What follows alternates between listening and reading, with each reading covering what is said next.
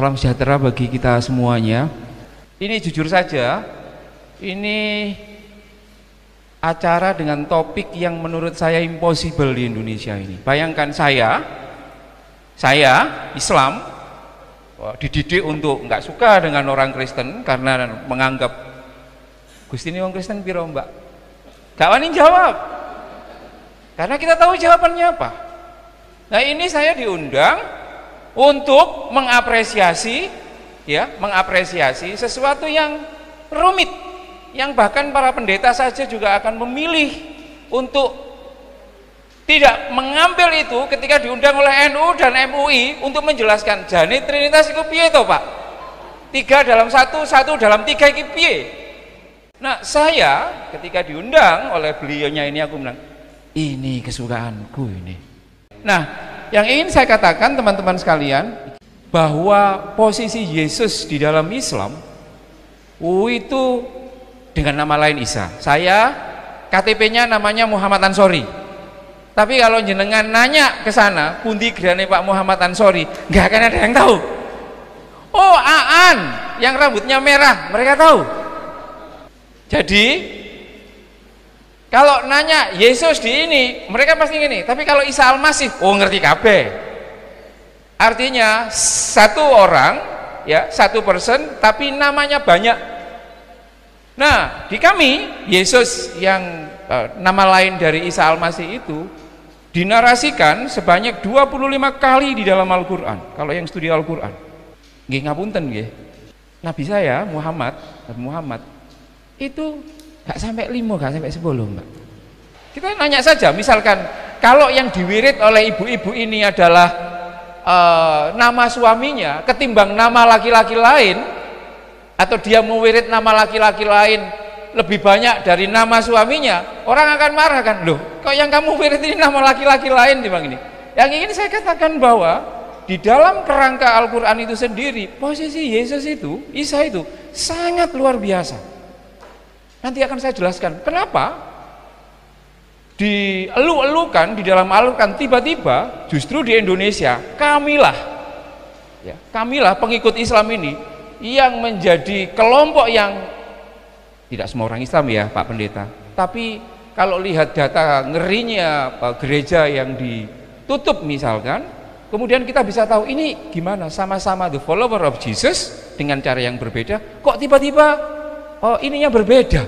Yang ingin saya katakan adalah bahwa sebenarnya posisi Yesus di dalam Al-Quran, we all harusnya secara Alkitabiah, secara Quran itu sebenarnya posisinya sangat clear seperti itu.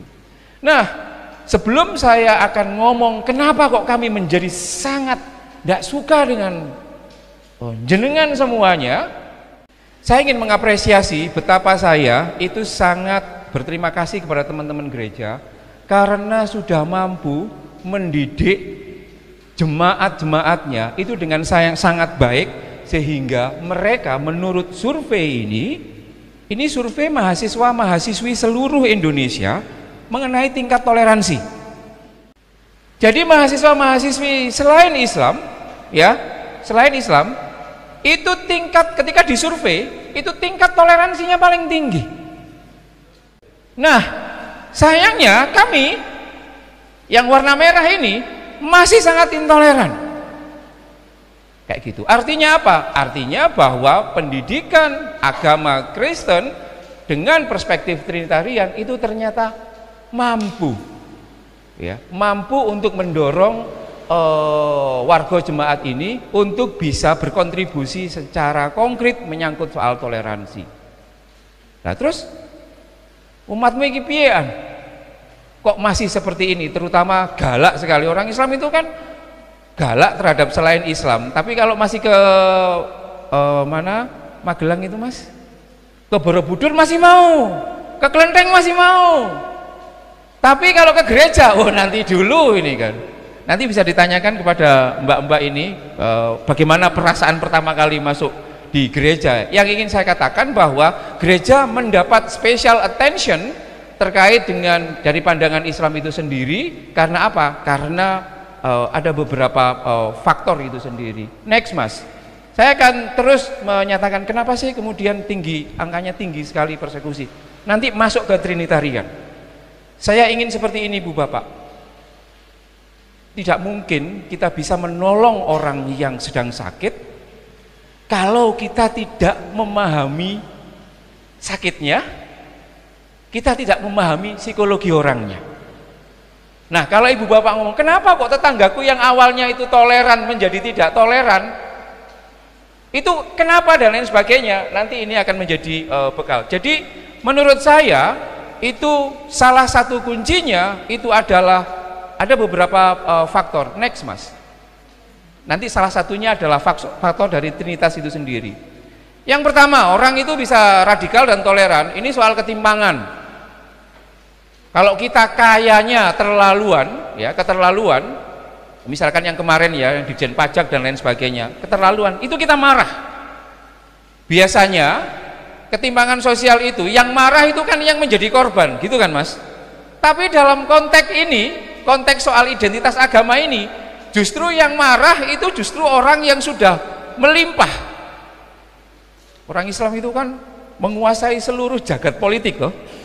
Nggak mungkin, belum mungkin ada presiden yang di luar Islam, itu belum mungkin. Artinya apa? Kami ini sebenarnya tidak tertindas. Tapi kenapa ada orang yang tidak tertindas, tapi kemudian malah berposisi sebagai orang yang selalu tertindas? Ngamuk. Saya nggak tahu di Sragen ini. Sragen mungkin suatu saat bisa dicek. Ya, nanti kalau ada warga yang agak bagus ilmu politiknya, Mas, coba running menjadi calon bupati Sragen.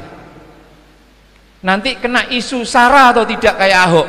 Kalau nggak kena isu SARA, itu berarti kedewasaan teman-teman Sragen kuat, meskipun nggak jadi bupati. NU nanti akan ngomong, ya apik gereja ya gereja, tapi ya tetap ya milih tetap sing podo-podo, podo-podo kayak gitu. Jadi yang ingin saya katakan adalah bahwa kalau dulu ada teori bahwa yang tertindas itu yang melawan, dalam konteks ini berbeda. Yang berkelimpahan itu justru merasa dirinya terancam. Jane ini apa? Dicek ternyata semuanya normal, tapi kok jek loro.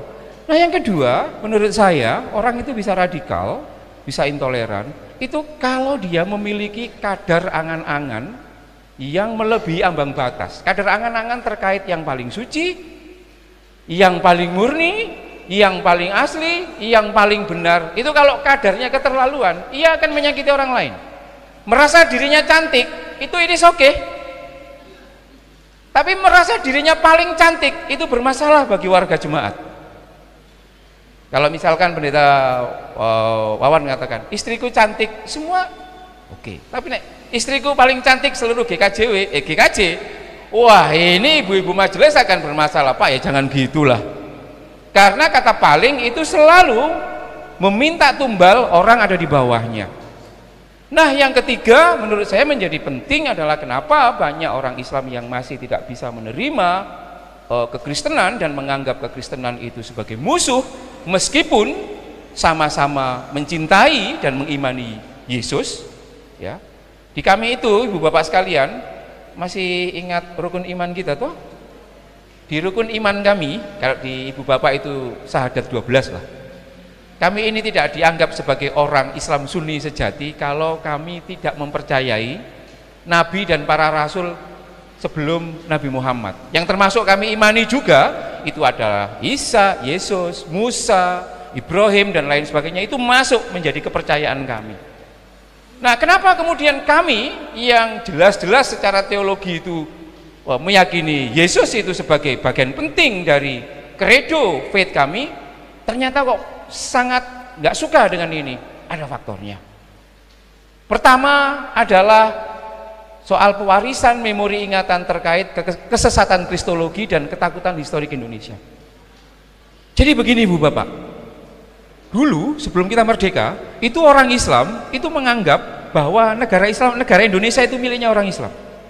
Lalu Belanda datang, nyebarin orang Kristen, orang Islam kemudian menjadi gini, wah kok makin lama kok makin seperti ini. Wargane GKJ Taman Asri kok semakin lama semakin susut dan pindah ke GKJ sebelah. ada perasaan terancam. Nah, pada waktu itu Belanda itu juga memberikan perlakuan yang sangat berbeda kepada pemeluk agama Islam dan pemeluk agama Kristen. Jadi orang Kristen yang cuma 5% itu mendapat limpahan dana 1 juta gulden tiap tahun dari Belanda. Orang Islam yang jumlahnya jutaan cuma dapat 5.000 gulden.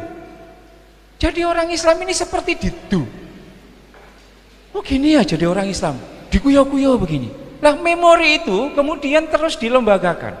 Sehingga ketika Belanda itu sudah nggak ada, kekristenan masih ada di sini, memorinya orang Islam itu masih begini. Kowe anak Londo, ya, kowe anak Londo dan kamu bagian dari penjajah itu sendiri. Yang kedua, orang Islam menjadi sangat marah ketika banyak orang Kristen tidak sepakat piagam Jakarta, Mas. Orang Islam, loh, jari ini dulur. Iki sing menang pertandingan kan aku. Pada waktu 45 itu yang paling banyak pendukungnya itu kan kelompok Islamis. Karena aku pendukung yang paling banyak, ya berarti aku yang boleh ngatur negara ini, tak atur sesuai agama Islam dengan piagam Jakarta. Konco-konco nasionalis dan konco-konco Kristen mengatakan, ojo ngono rek. Loh, jarene aku sing pemenang, harusnya ya aku ikut. Aku mengatur soal itu. Sampai sekarang piagam Jakarta tidak terimplementasikan. Lukanya orang Islam mengatakan, anjene Kristen dibalik dalang semua itu. Jenenge wong ndak seneng, Mas, Mbak. Yang kedua yang ini membuat, ini mungkin nggak akan pernah disampaikan ya. Di sini ada yang baptis tahun 67, antara 67 sampai 69. Jenengan pasti kalau belajar sejarah. Nanti coba dibuka baptisan buku baptis 67 sampai 69. Itu periode menggembirakan dan periode paling gelap. Menggembirakan bagi teman-teman Kristen dianggap paling gelap di dalam narasi politik Islam. Yang tahu sejarah, pada waktu itu GKJ mendapat limpahan sangat banyak pada waktu itu. Ada sekitar 1 juta orang itu minta dibaptis selama 2 tahun itu. Salah satunya karena gara-gara peristiwa 65. Bayangkan ibu bapak, orang Islam itu kan paling gopoh kalau ada orang yang awalnya dianggap Islam terus kemudian live di TikTok dibaptis secara live, itu kan pasti akan dilaporkan polisi itu. 1-2 orang. Ini hampir 1 juta orang itu minta dibaptis. Kiai pada waktu itu ndelok itu karo ngersolo ibu bapak. Ya Allah. Ini bayangkan tiba-tiba separuh dari jemaat GKJ Taman Asri bedol desa nang Taman Murni. Oh, ele-elean loh, iki ini. Loh, ya kan? Perasaan majelis gimana? Ya, perasaan. Iki mau separuh, Mak. Ini 1 juta. Jadi pada waktu itu seluruh politisi Islam merasa dirinya terluka. Ancen bener sing diomongno Al-Qur'an bahwa orang-orang Yahudi, akhirnya dia mencari justifikasi. Benar kata di Al-Qur'an bahwa tidak akan rela wahai Muhammad, cari pembenaran, tidak akan rela orang walantar tu angkal Yahudi walan Nasoro hatta tatabi amilatahum. Orang itu kalau marah, kalau yang marah itu pendeta, dia mesti akan cari justifikasinya di Alkitab, Bu, untuk mengatakan bahwa itu adalah benar secara biblikal. Sama dengan itu. Tuh, benar kan yang dikatakan di Al-Baqarah 225 itu? Tidak akan pernah rela wahai Muhammad sampai orang Kristen dan Yahudi itu melihat kamu dan umatmu masuk ke agama mereka. Benar itu. Jadi memang orang-orang Kristen yang ada di Indonesia itu musuh dalam selimut. Itu sebabnya orang Kristen, orang Islam sangat takut dengan kristenisasi. Ya toh Mbak? Oh jadi ada gereja loh ya. Ini nanti kalau difoto viral ini nanti dimarahi sama ketua PCNU. Tapi ini oke. Ini oke. Nah, saya ingin mengatakan bahwa kita di Indonesia mewarisi sejarah itu, dan sejarah itu kemudian diwariskan. Dan orang Kristen tidak pernah mau terbuka juga untuk mengatakan itu. Orang Islam akhirnya ya kamu nggak ngomong ya berarti iya. Itu alasan kenapa kami sangat takut ketika ada tiba-tiba muncul gereja di banyak tempat. Karena apa kok takut itu? Ini kan negara Pancasila. Iya. Di dalam tradisi kami didoktrin bahwa selain Islam, terutama orang-orang Kristen, itu adalah bagian dari. Karena apa? Karena menurut doktrin yang ada di kami, Gustine sampean semuanya itu tidak esa, tapi tiga. Kami tidak pernah diajar soal Trinitarian.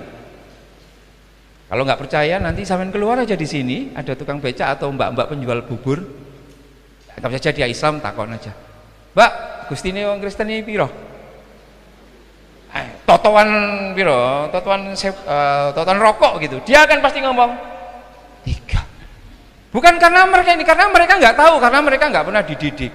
Saya akan masuk kepada itu faktor sejarah di Indonesia. Kami pernah luka.